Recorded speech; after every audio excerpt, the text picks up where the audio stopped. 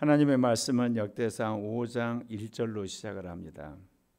우리가 역대상하를 처음 대하게 되면 당황스러운 것이 1장 1절부터 족보가 나오는데 사람 이름만 계속 나옵니다. 이게 우리 생각에 무엇 때문에 이랬을까? 여러분 한번 생각을 해보십시오. 남유다 왕국이 망했습니다. 망해가지고 바벨론 포로 가서 70년 살다가 돌아왔어요. 누가 진짜 이스라엘 사람인지, 진짜 여호와를 섬기는지 무슨 방법으로 확인합니까? 돌아온 사람 만나갖고 하나하나 사상 검증하듯이 신앙 검증해갖고 쓸 수 있나요? 방법이 없어요. 그 시대는 현현적 사회고 우리 지연적 사회 또는 학연적 그런 어떤 사회자의 공동체. 그렇기 때문에 방법은 족보를 써가지고 그 족보 안에 있는 사람이 정통신앙을 가진 것으로 간주를 한 거예요. 그렇기 때문에 이 역대사가가 이 역사를 씀에 있어서 아담부터 시작을 해서 적어도 다윗 왕조 시작할 때까지 전부 이 족보를 쓴 겁니다. 그래서 이 족보에 든 계보에 속한 사람만이 바벨론 포로에서 돌아온 사람으로서 정통성이 있다고 인정을 하는 겁니다. 근데 이게 2000년 교회사에도 이런 비슷한 일이 벌어진 겁니다. 예수님이 훈련시켰던 사도들이 죽습니다. 그리고 성령을 받아 세움을 받았던 이 바나바나 바울 같은 사도도 죽거든요. 그러니까 초대교회 사도들이 1차 사도, 2차 사도, 3차 사도 다 죽고 나니까 이제 누가 정통인지 알 길이 없잖아요. 우리 생각은 성경이 있는데요. 미안하지만 신약 성경은 그 당시 확정이 안 됐어요. 쪽복음으로 그냥 돌아다니는 거예요. 구약 성경만 있는 거거든요. 구약 성경은 유대교에서도 경전을 하고 있는 거예요. 기독교도 경전을 하고 있고. 그러니까 구약 성경을 해석할 사람이 필요한 거예요. 그러면서 이제 사도들의 이 서신을 해석해 줄 사람, 그게 속사도라고 그래요. 이게 속사는 간단합니다. 사도들이 데리고 있었거나 훈련시켰거나 세운 한마디 지도자, 이게 속사도입니다. 근데 속사들도 나중에 죽어갑니다. 그러니까 사람들이 뭐냐? 그럼 누가 정통이고 누가 이단이야? 이게 참 애매모호해집니다. 왜냐하면 신약 성경이 아직 정경이 안 됐다니까요. 정경이 언제 만들어지냐면 475년인가 95년쯤에 만들어져요. 그때 이제 하나에 딱 해가지고 27권을 신약 성경을 그때 이제 사람들이 결정을 하게 퍼지게 되거든요. 그러니까 이게 고민인 거예요. 사도도 가버렸고 사도들이 쓴 서신은 돌아다니고 속사들이 쓴 글도 있고 이제 그렇지만 죽어버렸고 누가 정통이냐 이거야. 여기저기서 계시받았다고는 이단들이 우스갯처럼 일어나거든요. 그래서 감독들이 모여가지고 정통이 뭔가를 이제 새롭게 규정한 것이 323년 에베소에서 에큐메니칼 회의를 합니다. 교회 회의를. 그래서 가장 그 당시에 신학적으로 난제했던 삼위일체가 뭔가에 정의를 해요. 나중에는 그리스도가 누구인가에 대해서. 그래서 유명한 것이 뭐냐? 교회 회의에서 결정한 가장 중요한 것이 삼위일체에 대한 고백과 기독론에 대한 고백입니다. 그 토대 위에 이제 구교가 계속 굴러가게 됩니다. 그래서 구교는 이제 전통을 중요시한다 그러죠. 그런데 말씀드린 것처럼 이 전통 또는 교리, 교회 그리고 성례자 이 구교가 타락을 하잖아요. 교황이 타락하고 주교가 타락하고 신부가 타락하고 그러니까 이제는 사람이 아닌 교회가 중요하게 여기는 전통 중에 전통 그게 이제 성경이에요. 그 성경 중에서 또 복음. 그래서 복음과 성령으로 돌아가라. 루터가 그걸 발견한 겁니다. 이게. 그런데 이제 사람들이 성경이 하나님의 말씀을 믿었던 시절에는 아무 문제가 없죠. 그런데 이게 계몽주의를 거치고 낭만주의를 거치고 그리고 나중에 비평주의를 거치면서 성경을 이제 자기 멋대로 해석하는 사람들이 나오기 시작해요. 이제 우리도 마찬가지예요. 우리도 성경을 자기 멋대로 해석할 때가 많아요. 그럼 도대체 이 성경 해석을 어떻게 해야 되느냐? 그때 주님께서, 저도 그랬죠. 제가 진보신학을 공부를 했으니까. 그러다가 이제 오순절 성령 체험을 하고, 그리고 이제 보수주의 이제 신학을 하는 과정 속에서 주님이 저에게 말씀하신 게 성령으로 돌아가라는 거예요. 성령을 따라 성경을 해석해야 된다는, 성령으로 돌아가라는 말씀을 저에게 주신 거예요. 그래서 저는 그때부터 지금까지 성령이 성경을 해석해야 돼요. 내가 해석하면 안 돼요. 우리가 해석해도 안 되고. 그러면 성령이 성경을 해석은 어떻게 하냐? 예수 믿는 사람은 다 성령을 받았어요.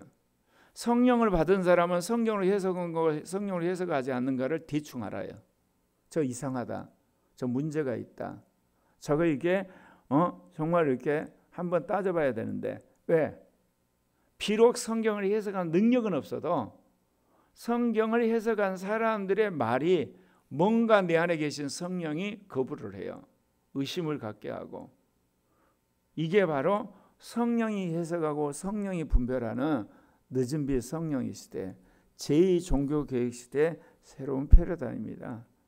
그러니까 우리가 성령으로 성경을 해석하고 영을 따라 살아가는 새로운 시대가 왔다, 그 이야기입니다. 오늘 읽은 그 역대상 5장 1절부터 6장 81절까지를 이제 워낙 내용이 많기 때문에 이제 단락을 나누게 되면요, 5장 1절부터 10절까지는 르벤과 그 형제들의 후손들을 이야기를 합니다.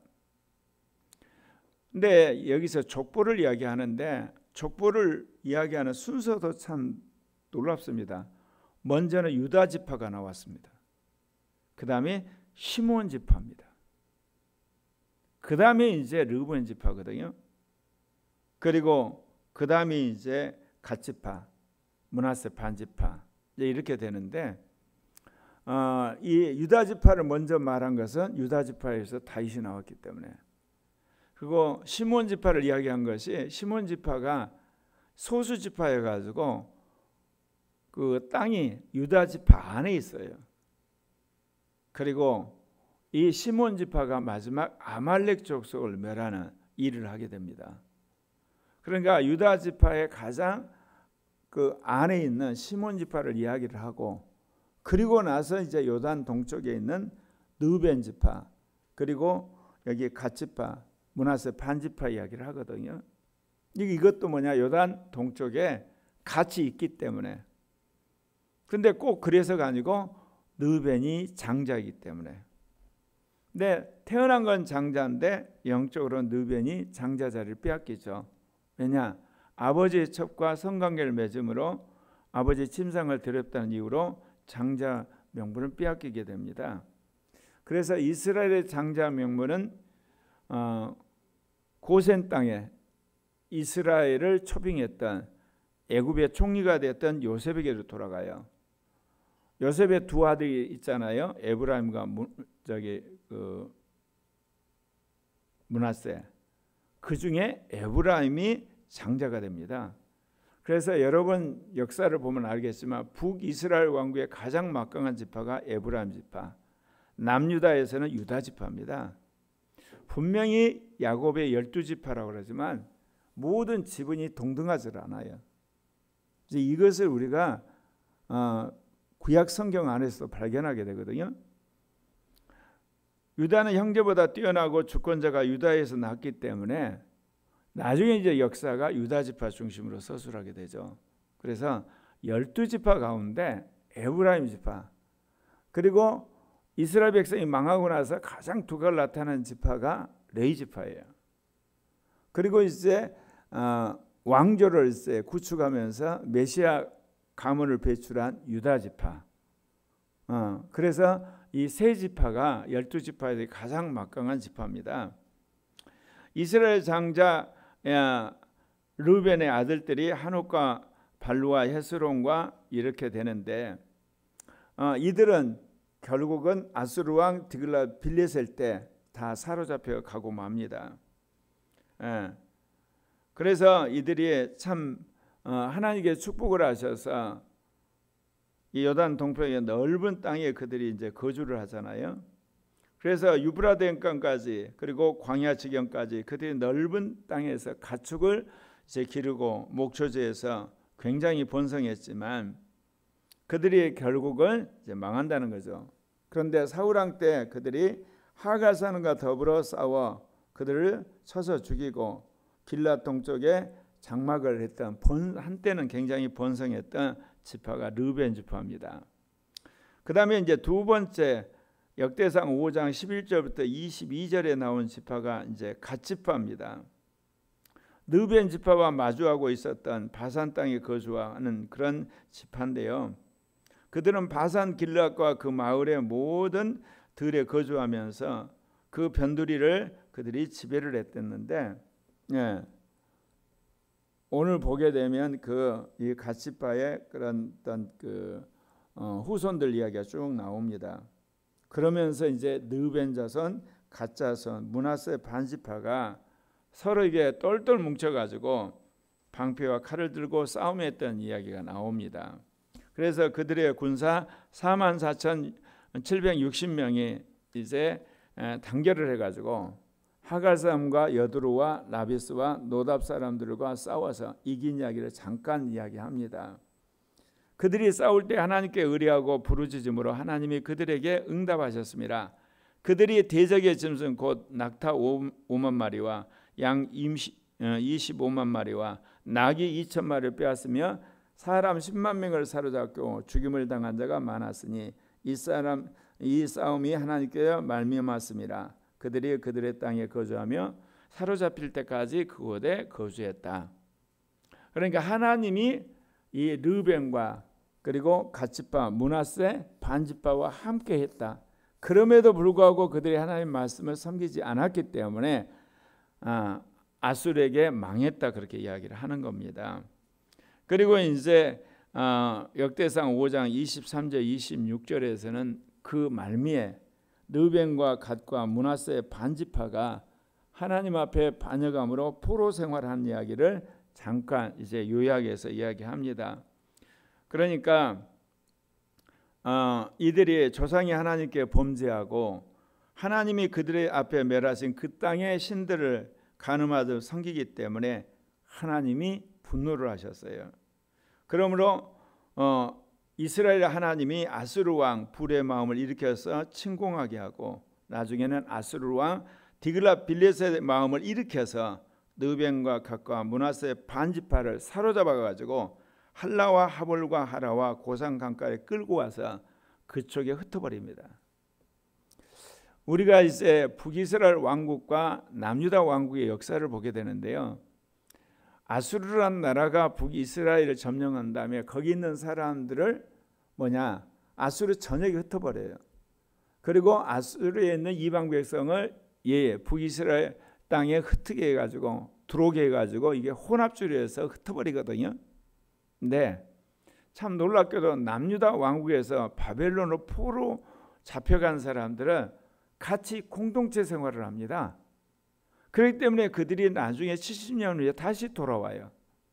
참 그거 보면 하나님의 섭리가 분명히 우상 숭배하고 율법을 어겼기 때문에 망하게 하는데 북이스라엘 왕국은 흩어져서 혼합주의 때문에 역사의 정통성 자체가 다 사라져버려요. 혼합주의로 사라져버려요.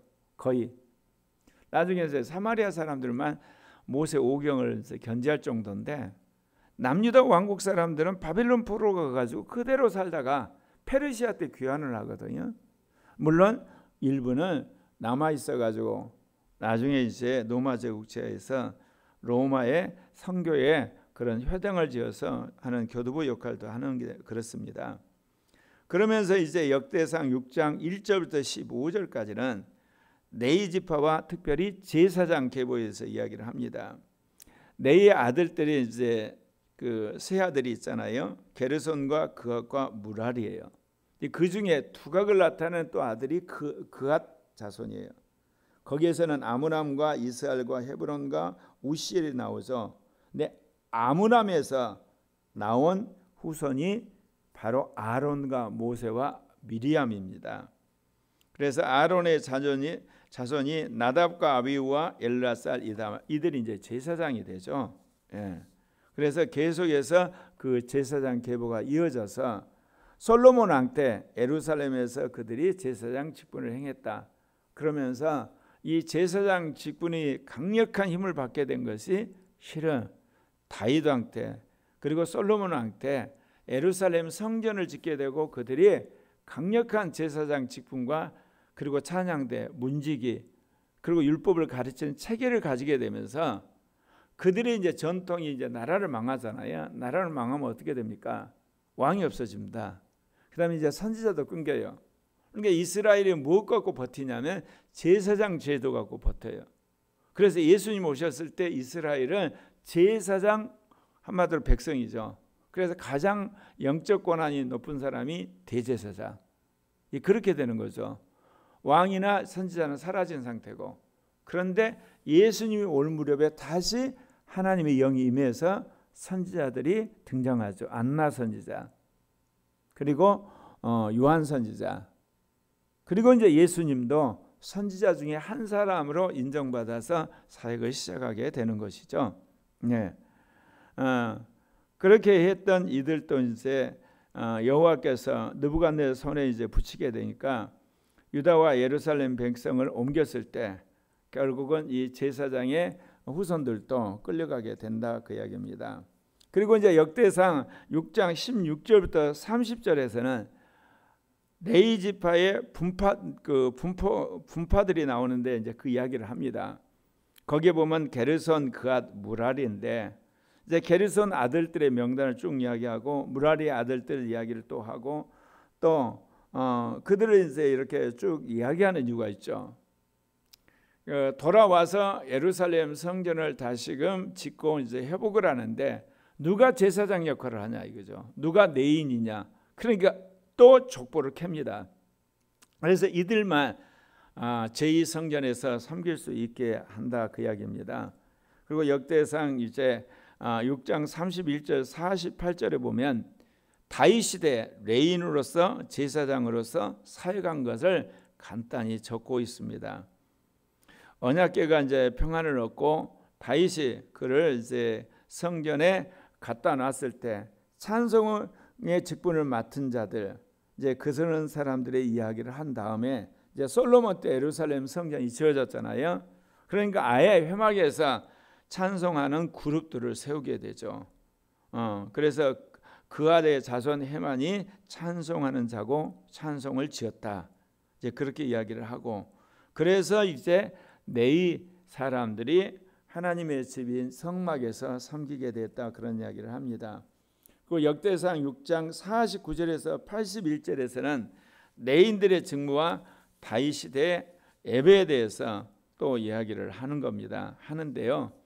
여기서 새삼스럽게 이제 아론과 그 후손들이 하는 이야기를 가장 중요하기 때문에 이야기를 합니다. 아론과 그의 자손들은 번제단과 향단 위에 분향하며 제사를 드리며 지성소의 모든 일을 하여 하나님의 종 모세의 모든 명령대로 이스라엘 위에 속죄하니라. 그러면서 아론의 아들들 이야기 또 이야기해요. 그의 아들은 엘라살이고 그의 아들은 비느하스다. 그 다음에 아들은 아비수아요. 그들은 사방 여러 곳에 흩어져 살게 된다. 그 이야기를 하죠. 그 다음에 이제 아론의 자손 곧 그앗 자손이 먼저 제비를 뽑아서 유다 땅 여러 군데에 흩어져 사는데 그들이 특별히 도피성을 줬다는 이야기를 하죠. 예. 그래서 이제 그앗 자손들에게 이제 그 땅을 주고 성을 주고 또 이게 도피성을 줬던 것이 이제 므낫세 반지파. 게르손 자손에게는 누가 줬냐? 이사갈 지파와 아셀 지파, 납달리 지파. 므낫세 반지파가 또 성읍을 주고 목초지를 주고 또 이제 거주하게 했다는 거죠. 그리고 이제 무라리 자손에게는 느벤 지파, 갓 지파, 스불렌 지산이 또 성읍을 주고 목초를 주어서 살게끔 했다. 그리고 나서 이제 또 그앗 자손의 남은 종족들, 게르손 자손의 또 남은 종족, 무라리 자손의 남은 종족들 이제 이야기를 합니다.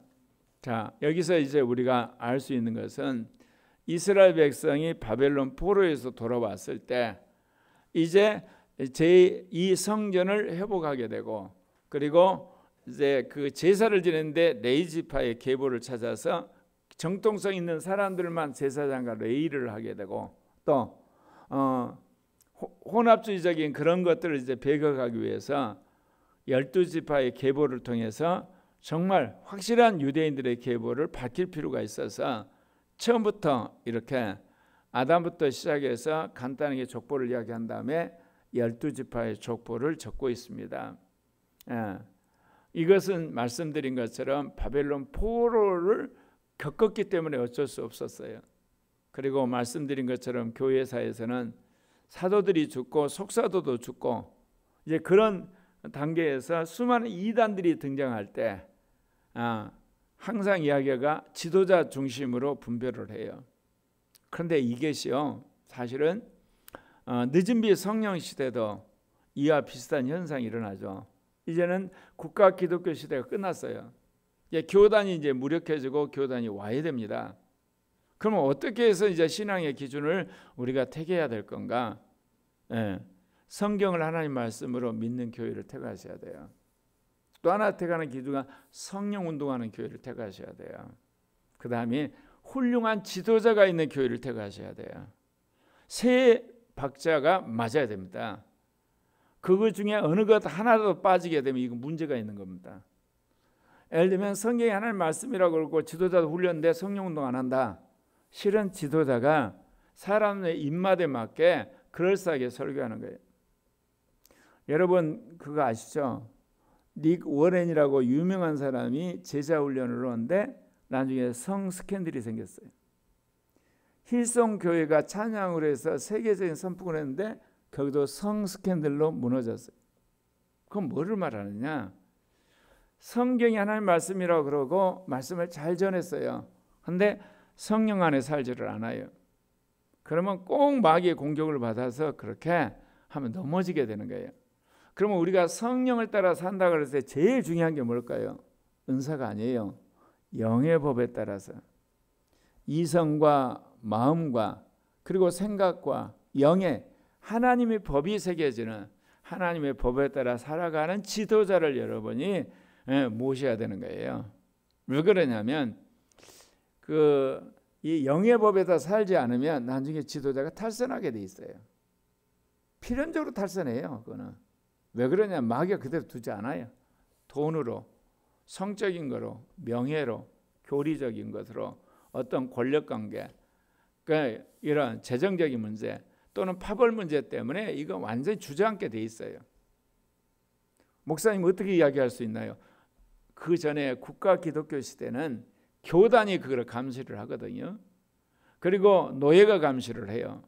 그리고 교회 당회가 감시를 하는데 이제 국가 기독교 시대가 끝났기 때문에 교단 시대도 끝나요. 그러니까 크리스찬도 자유로워지만 지역교회도 자유로워지기 시작해요. 그러면 이제 모든 신앙의 이제 기준이 지역교회 수준이 되거든요. 그러면 담임 목사가 하는 것이 법이 돼버리는 시대가 오는 거예요. 우리 목사님 훌륭하다. 그것까지 좋은데 과연 우리 목사님이 도대체 제대로 신앙생활을 하는지 어떻게 하냐 이거예요. 어떻게. 설교자라면 잘한다고 천만의 말씀이에요. 목회자가 법이 있어야 돼요. 무슨 법이 있어야 되냐? 영의 법에 따라 살아야 돼요. 그의 이성과 그의 마음 안에 생각 안에 하나님의 법을, 그럼 뭐를 보면 아느냐? 이제 목사님이 어떻게 행하는가를 봐야 돼요. 그 행하는 게 법에 따라서 행하는가? 이건 너무너무 중요한 겁니다. 왜 중요하냐면요, 이제 제2종교개혁을 통해서 성령으로 돌아가라, 영을 따라 살아가는 이 제2종교개혁 시대가 끝나고 이제 마지막 7년 환란 시대가 오는데요, 7년 환란 시대는 성령으로 돌아가라가 아니에요. 영을 따라 살아가는 거, 그것도 당연하죠. 근데 또 하나가 추가돼요. 뭐냐? 예수 그리스도의 복음과 하나님의 계명을 지키는 자 갖고 마지막 시대는 분별을 해요. 안 살면 가짜예요. 행하지 않으면 가짜예요. 실천하지 않으면 가짜예요. 행위로 마지막은 이제 판단하는 시대가 와요. 왜 그러냐면 적그리스도와 거짓 선지자가 우상에 절하라고 그러거든요. 그리고 육령이 인을 받으라고 그래요. 이게 행위잖아요. 이게 절하지 않고 한마디로 말해서 나는 한마디 육령 인 안 받겠다. 그건 행위예요. 나 안 한다.